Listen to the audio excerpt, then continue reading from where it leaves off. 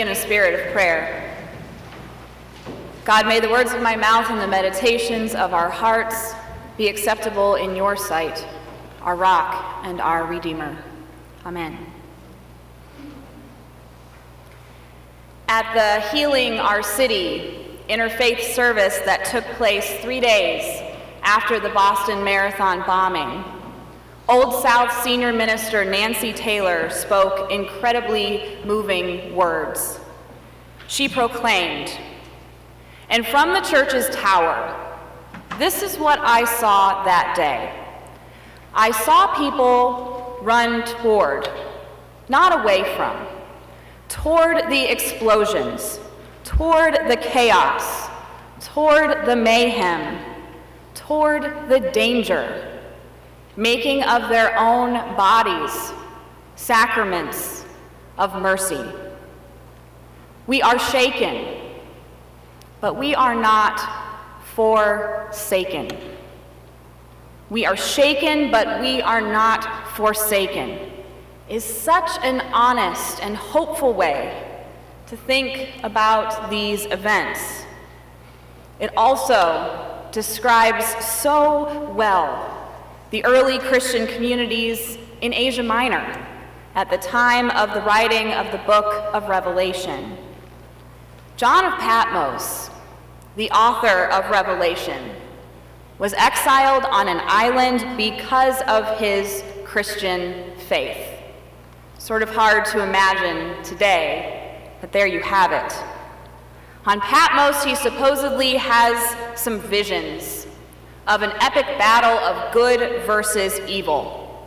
And he puts those visions down in writing in what would become the last book of our Bible. John's visions are crazy and sometimes a bit disturbing. But today's image of this New Jerusalem, this holy city, is one of the most poignant images in our Bible. The holy city shows the full restoration of God, humanity, and all of creation dwelling together in peace and harmony for eternity. Actually, for anyone who thinks the book of Revelation is irrelevant for progressive Christians because of all the Left Behind novels and the end of the world predictions that some people use it for, I'd encourage you to take a closer look. In its pages are some of the most ardent critiques of imperial ideology, militarism, and commerce. The whole book is a critique of the Roman Empire. In fact, of all empires that seek to keep any group powerless and under control, particularly when they are a minority. Yet the book is wrapped up in symbols like dragons, beasts, and many-eyed monsters to urge the faithful onward and give us courage when we feel terrorized. In order to keep Christians safe, in case the Romans ever got their hands on this subversive writing, it's full of symbols and codes that only the faithful would have understood. Actually, today's passage that Julia read from chapter 21 is still today most often read at funerals and memorial services because it proclaims God Himself will be with them. He will wipe every tear from their eyes. Death will be no more. Mourning and crying and pain will be no more, for the first things have passed away. These words were a moving sentiment for the shaken but not forsaken Christians in John of Patmos' day, and they're just as powerful for all of us as we may feel shaken but not forsaken now. The thing is, there are a lot of differing views about our role and God's role in the creation of the New Jerusalem? Is revelation about the future or the present, or somehow both? Are we supposed to stand back and pray for this New Jerusalem? Are we supposed to create this New Jerusalem on earth ourselves so God can fully dwell with humanity forever? Or should we be co-creating the holy city with God by our sides while also praying for the day when God will fully make all things new? I tend to believe in the final viewpoint. I don't think we should stand back and wait for God to do all the work of restoration and ignore the hurting of the present. But I also don't think we can do this work alone either. Thinking we can create the New Jerusalem solely by ourselves reminds me of the poem God's Wheel by Shel Silverstein. The poem reads, "God says to me with kind of a smile, 'Hey, how would you like to be God a while and steer the world?' 'Okay,' says I, 'I'll give it a try. Where do I set? How much do I get? What time is lunch? When can I quit?' 'Give me back that wheel,' says God. 'I don't think you're quite ready yet.'" When you think about it, if we want to create a world where all things are made new, then we need God's help to do it. This is faith in action or prayer in motion, where we recognize that we are not God. We're not capable, as the poem presents in a funny way, of taking over God's wheel and steering the world on our own. But we're also not helpless bystanders when we see death and pain and mourning either. Franciscan priest Richard Rohr tells a great story about the legacy of Mother Teresa in Calcutta when thinking about this concept. Mother Teresa never tried to convert a Muslim or a Hindu to the Catholic faith, as she worked among the people in India for years. She actually once told the sisters of her order that their job was not to talk about Jesus or even promote Jesus, but to be Jesus. Their job is not to talk about Jesus or even promote Jesus, but to be Jesus.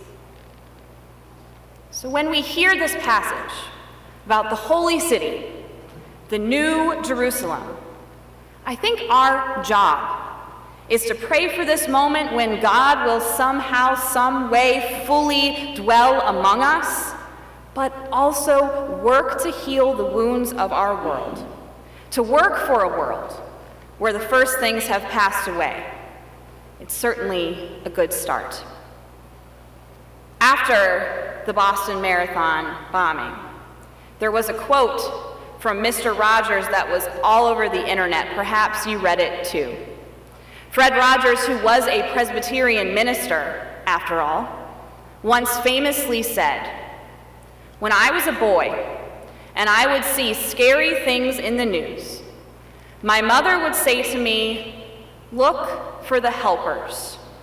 You will always find people who are helping.'" To this day, especially in times of disaster, I remember my mother's words, and I am always comforted by realizing that there are still so many helpers, so many caring people in this world. It's not hard to find the helpers in these recent events. There were the first responders that were onto the scene within seconds, it seemed.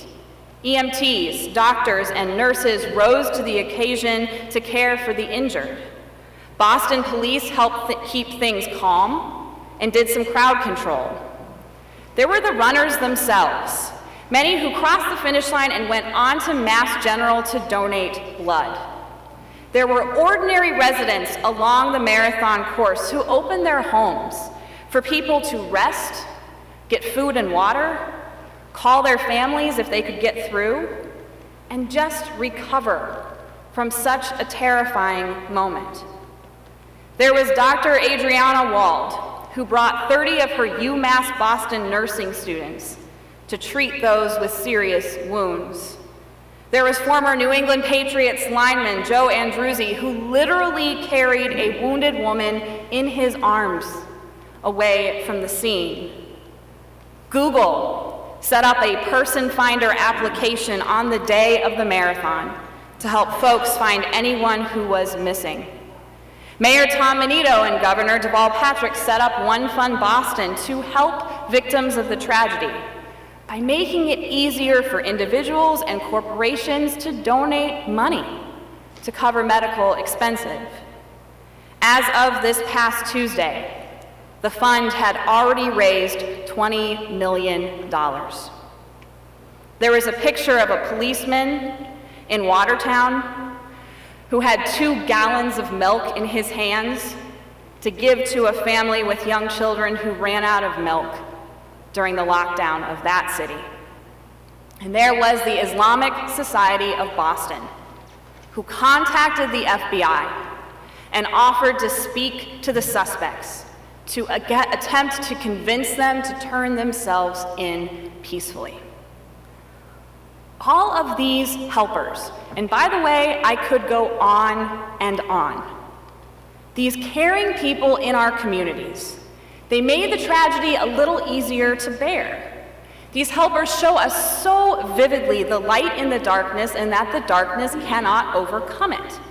These helpers give us a glimpse of what the New Jerusalem will be like one day. By their actions, they also help create the holy city now. In thinking about what lessons we can learn from these helpers, pediatrician Dr. Claire McCarthy wrote a great blog post lifting up all of these single acts of compassion. She encourages parents to speak to their children about the events by framing them around the helpers we can so easily see. She advises parents to talk about those helpers, those people who ran to the scene, or the people who opened up their homes, the restaurants who fed people, the doctors and nurses who rushed to their hospitals to help.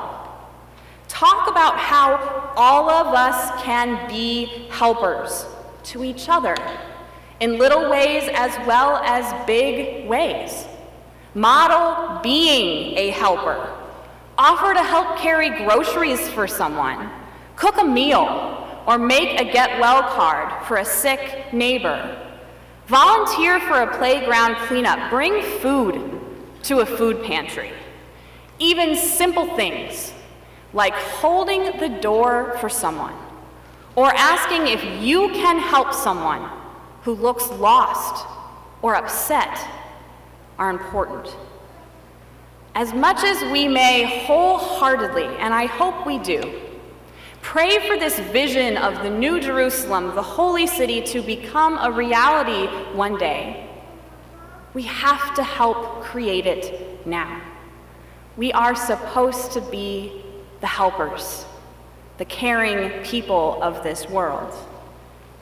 After all, in Rob Bell's new book, what we talk about when we talk about God, he says, I believe God isn't backward focused, opposed to reason, liberation, and progress, but instead is pulling us and calling us and drawing all of humanity forward, as God always has, into greater and greater peace, love, justice, connection, honesty, compassion, and joy.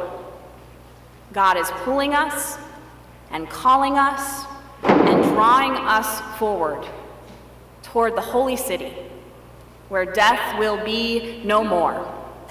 Mourning and crying and pain will be no more, for the first things have passed away.